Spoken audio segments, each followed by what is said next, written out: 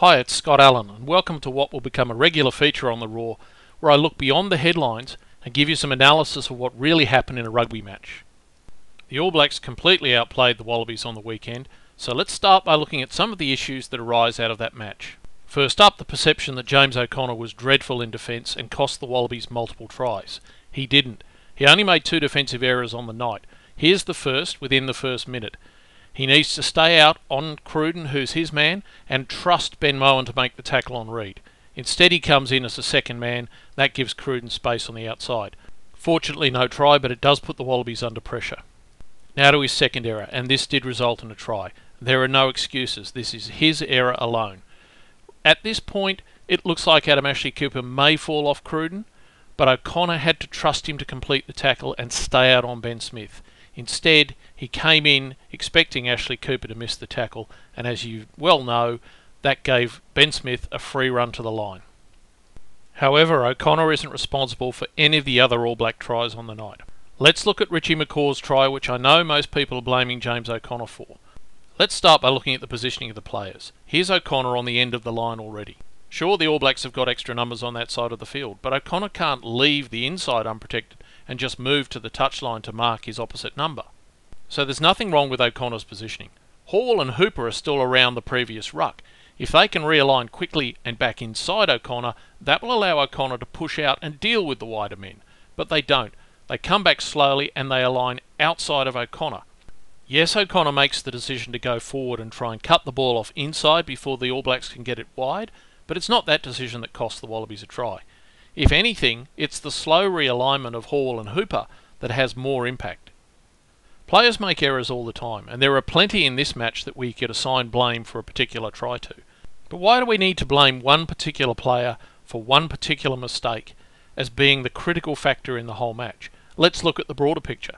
O'Connor certainly made a couple of defensive errors in the first couple of minutes, but thereafter he was one of the Wallabies' best players. He was certainly their most potent attacking threat.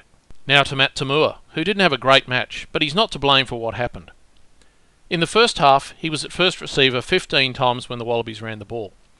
Of those, only rated 2 as being good involvements. That's 13%. He got better in the second half though. Of his 13 first receiver involvements, I rated 83%, or 11 of them, as good. I think his main issue was that he wasn't giving the attack direction. As you can see in this clip, he's just shoveling the ball on. This time it was to Christian Leilifano, who threw a poor pass, one of a number during the match. In this next clip, he doesn't engage the All Black line, and that allows them to just drift onto the wider players. He needed to take that ball to the line a little more before giving it. But as you can see, all of the Wallabies' attack is going across the park. Same here. Shoveled on, just going out wide. They're trying to go around the All Blacks rather than through them. And here's an example in the second half where again all the players are just shoveling the ball on, and that starts from your inside man who needs to take direction and straighten the attack. Here's another. Toomua shuffles to Mowen, to Leofano, to Kurandrani who's under pressure, and it's another one of those Wallaby errors. No one's taking control and going forward, and that's got to start with your 10. If you're going to play wide, you've got to make sure that you've got the capability to retain your ball at the breakdown. That responsibility largely falls to your back row. Here's an example. We've got Hooper in the ruck, Mowen close by, and McMenamin's on the blind side. The ball moves wide, and we've got no back rowers who are out there to help retain the ball. Now you'll see that Richie McCaw is one of the first All Blacks in. We still don't have any forwards arriving. There we are, Mowen and Hooper have just arrived now. But McCaw's been there for ages, been all over the ball, and you get a better shot of it here. There's McCaw on the ball now. We're waiting. There's Mowen just arriving in the background and Hooper.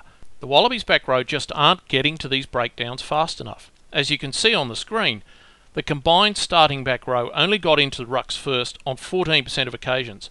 James Hall and Rob Simmons almost matched that on their own. In particular, the number 7 has to be leading that statistic every match.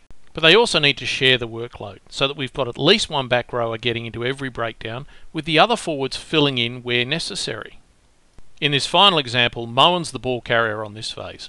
On the next phase, the Wallabies are going to go wider, but they play 2 deep and 2 lateral.